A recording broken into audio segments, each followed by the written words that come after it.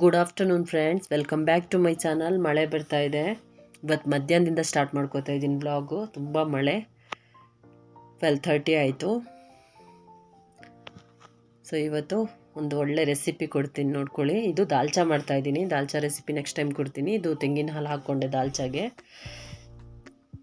ಇದ್ರ ರೆಸಿಪಿ ನಾನು ಕೊಡ್ತೀನಿ ನೆಕ್ಸ್ಟ್ ಟೈಮು.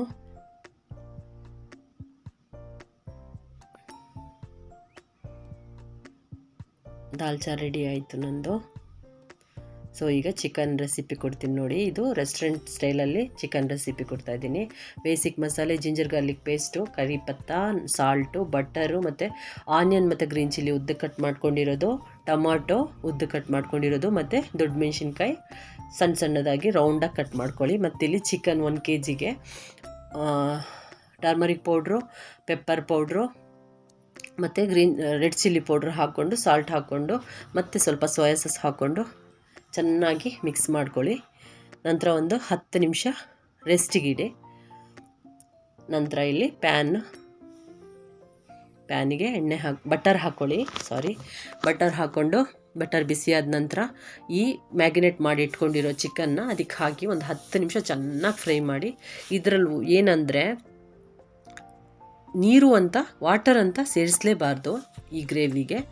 ಇಲ್ಲಿ ಚೆನ್ನಾಗಿ 10 ನಿಮಿಷ ಫ್ರೈ ಮಾಡಿದ ನಂತರ ಇದನ್ನು ಲಿಡ್ ಮುಚ್ಚಿಟ್ಕೊಂಡು 10 ನಿಮಿಷ ಫ್ರೈ ಆಗಬೇಕು. ನಂತರ ಫ್ಲೇವರಿಗೋಸ್ಕರ ಗ್ರೀನ್ ಚಿಲ್ಲಿ ಮತ್ತು ಕರಿಪತ್ತ ಹಾಕ್ಕೊಂಡು ಮುಚ್ಚಿಟ್ಬಿಡಿ. 10 ನಿಮಿಷದ ನಂತರ ಇದನ್ನು ಬಟರಿಂದ ತೆಗೀರಿ.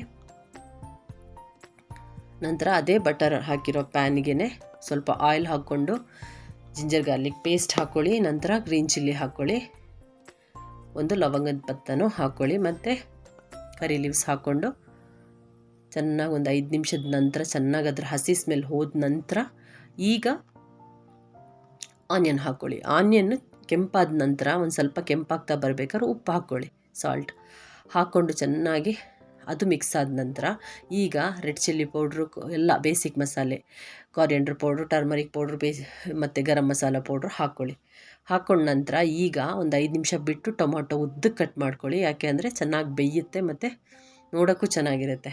ಉದ್ದುದ್ದಕ್ಕೆ ಸಣ್ಣಕ್ಕೆ ಕಟ್ ಮಾಡ್ಕೊಳ್ಳಿ. ನಂತರ ಇಲ್ಲಿ ಫ್ರೈ ಮಾಡಿಟ್ಕೊಂಡಿರೋ ಚಿಕನ್ನ ಇದಕ್ಕೆ ಆ್ಯಡ್ ಮಾಡ್ಕೊಳ್ಳಿ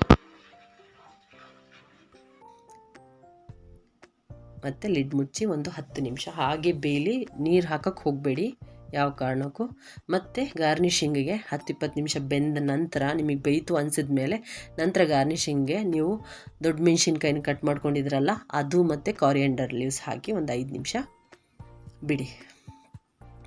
ಈಗ ಇಲ್ಲಿ ನನ್ನ ಚಿಕನ್ ಗ್ರೇವಿ ರೆಡಿ ಆಯಿತು. ನಂತರ ಅಲ್ಲಿ ದಾಲ್ಚಾನು ರೆಡಿಯಾಗಿದೆ. ಅನ್ನಕ್ಕೆ ಇಟ್ಟಿದ್ದೀನಿ. ಅನ್ನ ವಿಷಲ್ ಆಗ್ತಾ ಇದೆ.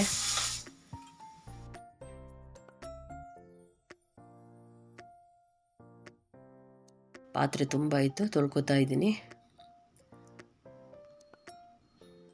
ತಿಂಡಿ ಮಾಡಿದ ನಂತರ ಇದೆಲ್ಲ ಕೆಲಸ ಆದ ನಂತರ ಇಷ್ಟು ಪಾತ್ರೆ ಇರುತ್ತೆ ಅಲ್ವಾ, ಎಲ್ಲರೂ ಮನೇಲೂ ಇರುತ್ತೆ. ಸೊ ಹಾಗಾಗಿ ಎಲ್ಲ ಒಟ್ಟಿಗೆ ತೊಳೆದು ಕ್ಲೀನ್ ಮಾಡಿಟ್ಕೊಂಡು ಆಮೇಲೆ ಊಟ ಮಾಡೋದು.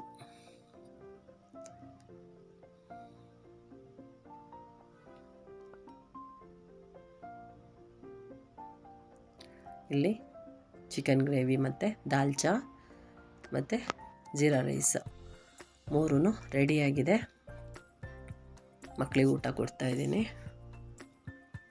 ಮಕ್ಕಳು ಊಟ ಮಾಡಿದ ನಂತರ ಈಗ ನಾನು ಮಾಡ್ಕೋತೀನಿ. ಸ್ವಲ್ಪ ಹೊತ್ತು ಕೂತು ಆಮೇಲೆ 4:30 ಏನೋ ಆಯಿತು, ಟೀ ಕೊಟ್ಟೆ.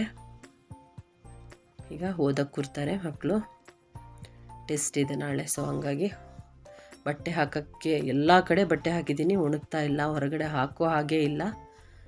ಹಾಗಾಗಿ ಈಗ ಓದ್ತಾ ಇದ್ದಾನೆ. ಸ್ವಲ್ಪ ಬರೆಯೋಕ್ಕಿದೆ. ನಾನು ಕ್ವಶನ್ ಆನ್ಸರ್ಸ್ ಹೇಳ್ಕೊಡ್ತಾ ಇದ್ದೀನಿ. Thank you friends.